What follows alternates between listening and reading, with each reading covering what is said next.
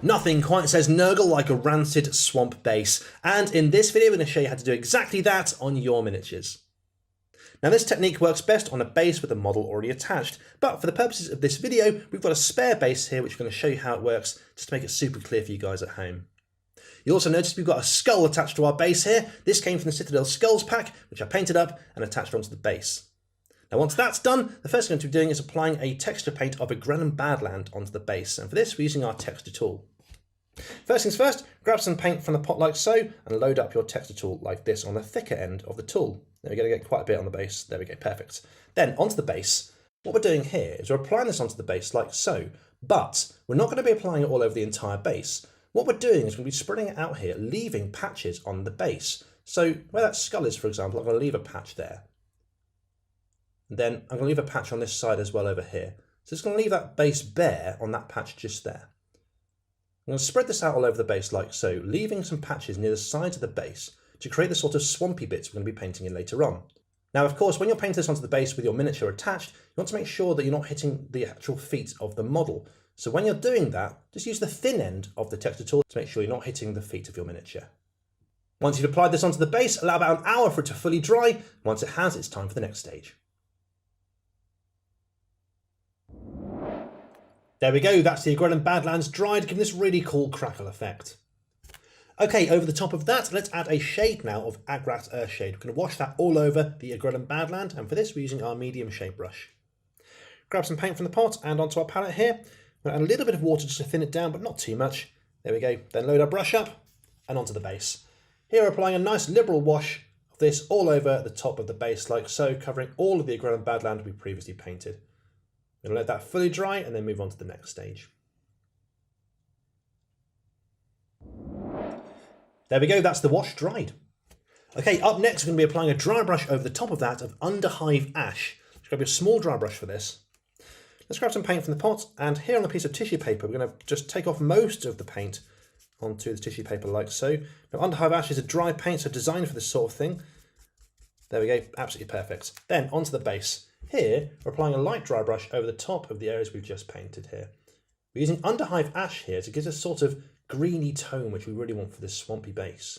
Now when you're painting this base and your model's attached, obviously when you get near the feet of the miniature, just take your time and make sure you don't hit the feet. You might even want to use an old medium base brush here for a bit of added control. There we go, that's the dry brush done.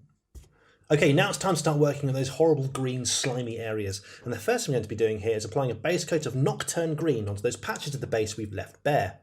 Grab your medium layer brush for this. Let's grab some paint from the pot and onto our palette here. Now we're going to add a little bit of water, just a touch, not too much, to thin it down. Perfect, then onto our base. Here we're applying a nice even base coat onto these patches that we've left bare, just working our way up towards the brown areas like so. Now if you can, try and make it uneven where the patches of green meets the patches of brown like so. This makes it look a bit more natural.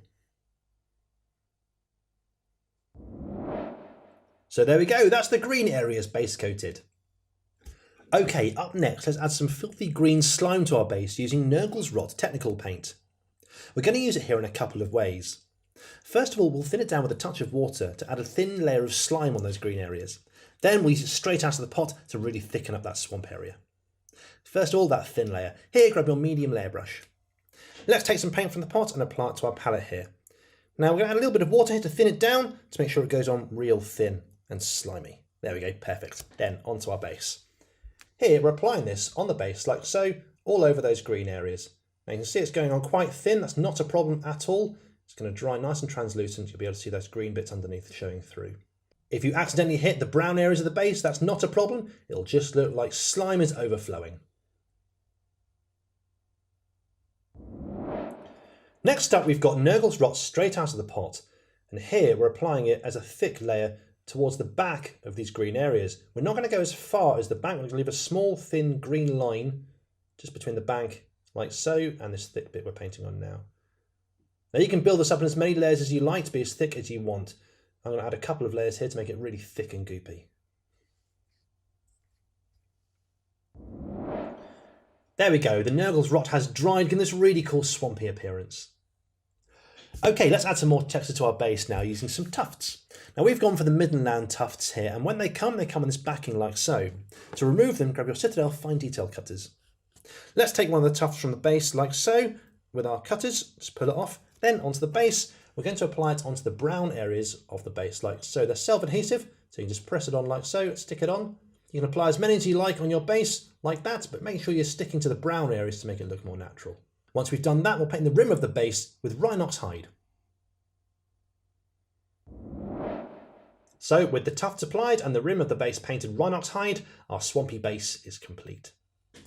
And just so you can see what it looks like with the finished miniature, here we go. Here is our Death Guard Marine on a swampy base too. And that's how you can paint swampy bases for your Nurgle miniatures. I hope you've enjoyed the video. Happy painting.